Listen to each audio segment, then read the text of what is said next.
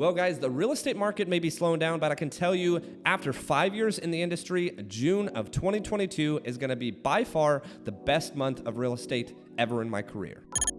What's up, guys? It's McKeown back again with another video this week, and this video is going to be discussing the very month that we are sitting in, June of 2022. Now, the reason June of 2022 is so special is typically my real estate transactions, I close anywhere from maybe 2 or 3 deals a month to maybe, I think my best month so far, I closed 11 transactions. It isn't always necessarily about the transaction number or closing 10, 20, or 30 transactions, but it's more or less the volume and actually the commission percentage that you get based on those closings. Because I could tell you, I could close one deal that's the same size as 4 transactions, and I can also vice versa close 4 transactions that are equivalent to just 1 transaction. So really, both take a part here. So to give you guys an idea, I've been in real estate for about 5 years. July next month technically is my 5-year mark, and 5 years ago I started in real estate. So really, it took me about 5 months to close my first transaction, and then it took me, my first full 12 months to really transition from teaching high school, coaching wrestling,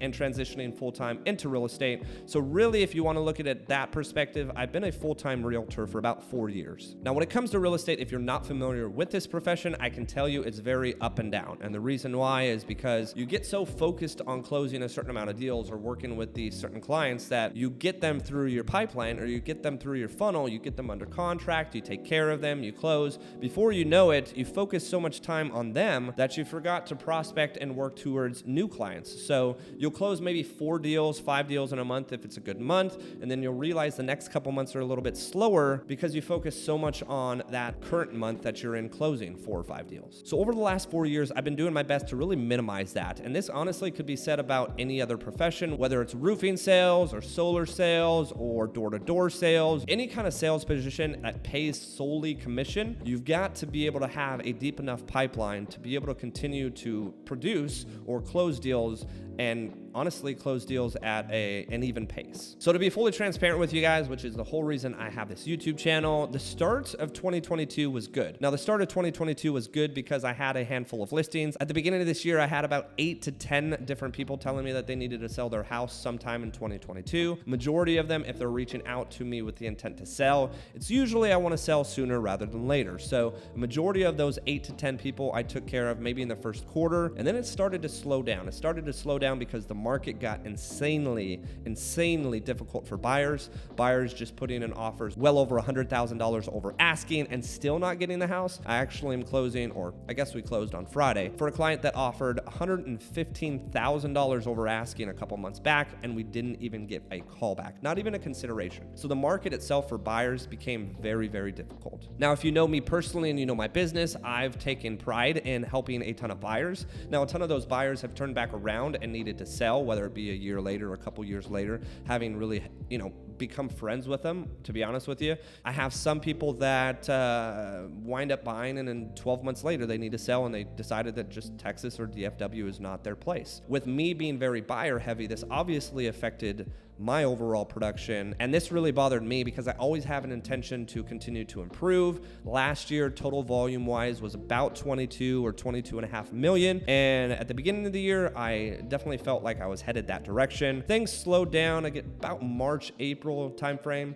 Technically in May, I didn't even close a deal, which is partially why June of this year is by far the best month I've ever had in real estate. Now to talk numbers with you guys, and this again goes back to being fully transparent. And again, we're only talking, it's the 8th day of June, so bear with me. Maybe I'll make a recap video in 22 days when June is actually over with, but all is really looking towards all of these June closings really moving forward, no issues with them. We're past inspections, we're past negotiations, so all of these deals should close without any issues here in the next 20 to 22 days. So if you've made it this far in the video, you're probably curious, Casey, just tell me, how much are you making in June? And let me tell you, a $100,000 month, I think in any job or any profession is ridiculous. I've never truly eclipsed $100,000 in 1 month solely off of commission. I've gotten really close. I've gotten anywhere from 80 to 90, almost $95,000 in commission, but no true $100,000 month. That means $100,000 going straight into my bank account. That doesn't mean $100,000, then I get all the fees taken out of from my brokerage and so on and so forth. That's straight money in the bank. Full disclaimer, guys, this is not a video with the intent to be, oh, look, humble Casey is out telling people how much money he's making. The intent here, and I'll give you guys kind of a story too. It dates back to when I was about 19 or 20 years old. My dad, my entire childhood, didn't tell me how much he made. He told me he made a very good livable wage. He didn't go to college. He wound up working for the same job for about 40 years and retiring, I think, in about year 42. My mom is still teaching at a middle school for north of 35 years. And obviously I know what my mom makes. It's not a ton of money, but after 35 years, she's making a decent amount of money coaching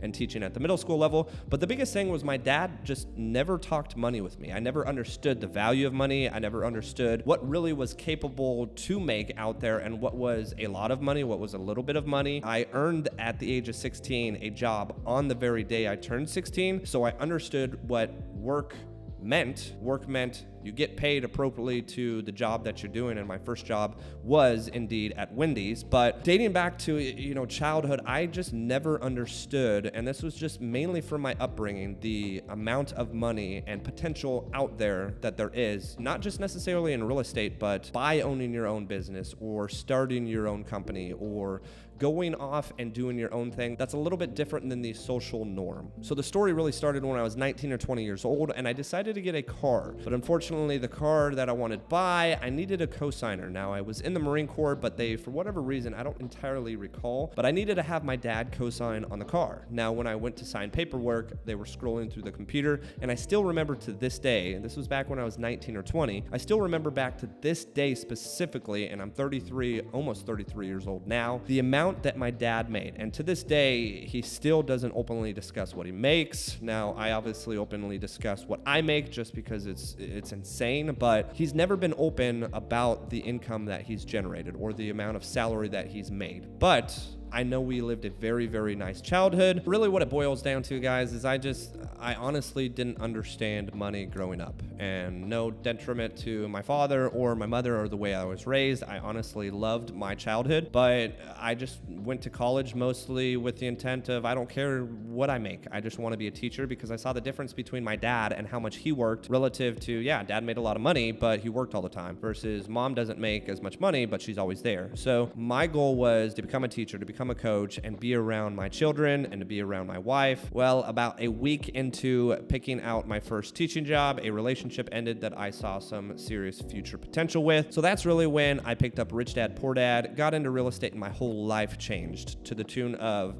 5 or 6 years later. Here I am making this YouTube video telling you guys the total income for June of 2022 is $199,000. Let me read it off to you guys here. $361.03. Guys, that's absolutely insane. Again, remind you, I've never had a month over $100,000, and I can tell you if I have a normal $100,000 month, that's insane. And now to have a month where I'm almost eclipsing 200,000, it's just, to me, it's mind-boggling. Now to give you guys some perspective there, in terms of sales volume, last year I did, like I mentioned earlier in the video, about 22 to 23 million in sales. That obviously varies month to month. Some months are bigger than others. And obviously June of this year is just wildly more insane than any other month. But in terms of a volume amount, we're looking at $7,275,571. So 7.2 million in June alone, and last year total I did about 22.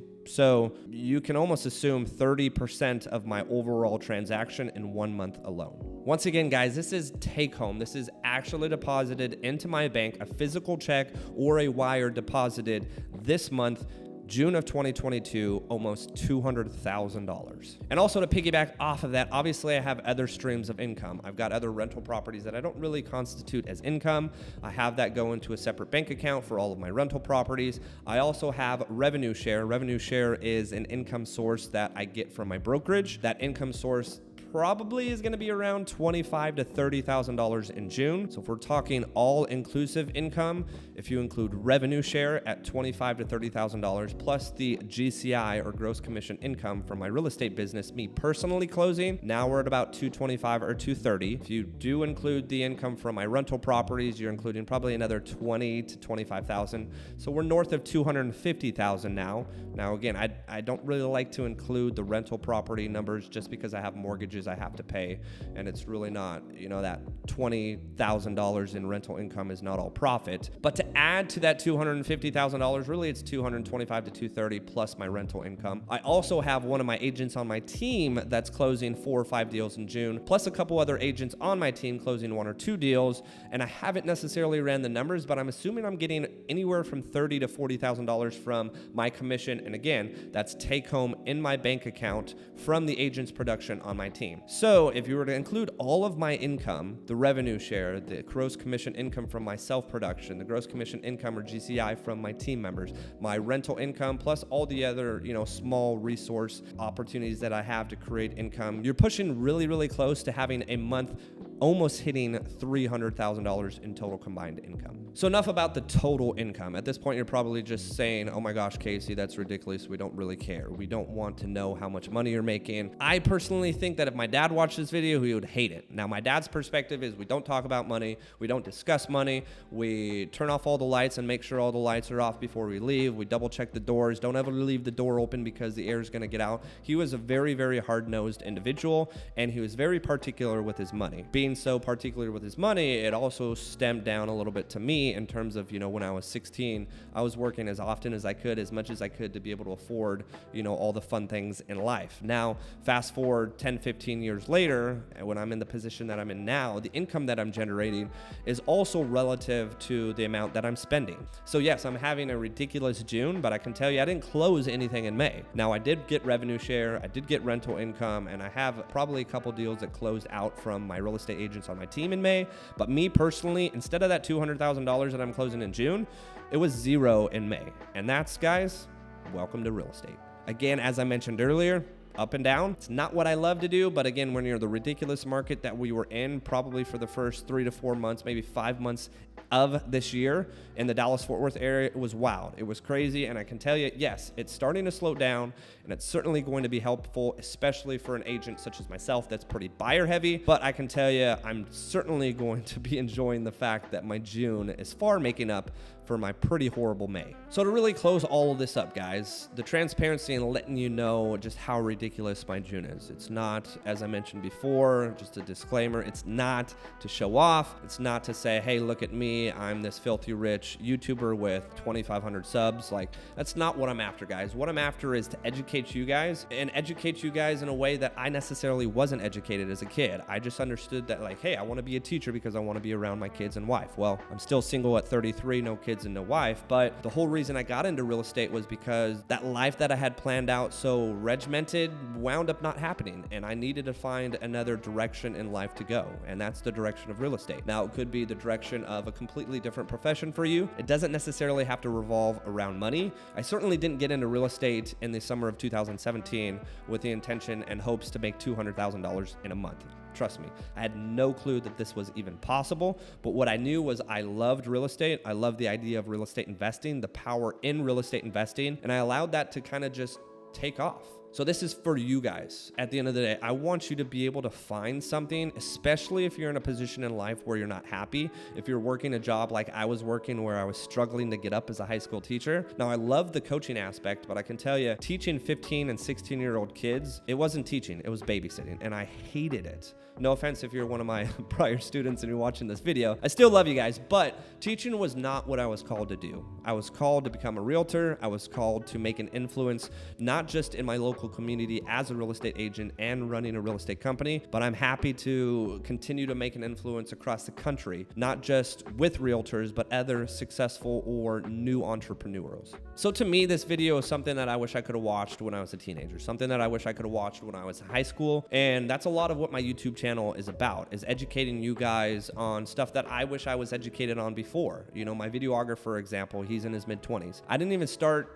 investing in real estate or even understanding any of this until I was 27. And I can tell you, he personally has learned a ton just watching my videos and watching me film this content as he's sitting right next to the camera. And it's stuff that I wish I could have known in my early 20s. It's stuff that if I didn't learn at 27 or 26 or 27 or learn once I got into real estate, these are things that if I was 40, I wish I could have learned when I was 35. So regardless of the age that you may be, or regardless where you may be in life, the fact that you can see the opportunity that's truly out there. And again, again, it doesn't necessarily have to be in real estate. It can be in whatever profession you desire. The biggest thing here, guys, is I hate the idea of getting stuck in corporate America, getting stuck in being forced to continue to work for someone just because you have to, just because you've got bills that have piled up and you have no other way out. And me personally, I can tell you, I went to college and still am friends with people that unfortunately can't take a step out of where they are. They're married, have a house, have bills, and maybe kids, and they're going to be stuck in corporate America for the next 2, 3, 4, 5 decades. And it's, an unfortunate situation. I feel truly blessed to have been able to take a step out and pursue, honestly, all of my dreams and goals and even beyond what I ever thought was even imaginable. But really, guys, it's just educating you on stuff at the end of the day that I wish I was educated on before. Also, as I mentioned earlier, in terms of being humble and making a disclaimer about this video not just being about money, guys, also, as I mentioned before too, what I've been able to do in real estate is probably not something one can duplicate. I've put in a ton of time and sacrificed just about everything I could over the last 5 years to be able to build to a point where I could close over $7 million in real estate in 1 month. Also, a side fact of all of this, 3 of my largest deals that I've ever done in real estate are closing in June. So obviously that plays in a factor, and it's honestly a lot of luck too, where everything just kind of lined up at the same time. But it doesn't change the fact that, hey, last year I made a good amount of income, but this year I'm making 30% of it in 1 month. If you guys have any questions or if you're interested in getting into real estate, I can definitely tell you not to. I'm kidding. I can tell you how to get into real estate, but also the pros and cons. I actually recently made a video whether or not it makes sense for you to become a realtor. And again, you don't become a realtor and just start making $200,000 every single month. It's very much a one-off month that I may or may never have again in my life, but it's a video that I wanted to make and content that I thought would be appropriate, especially for those that watch my videos. So if you have any questions, make sure to leave them in the comment section down below or reach out to me privately on Instagram. But again, guys, I appreciate your support. Make sure to like and subscribe. It really does help, and stay tuned for the next video.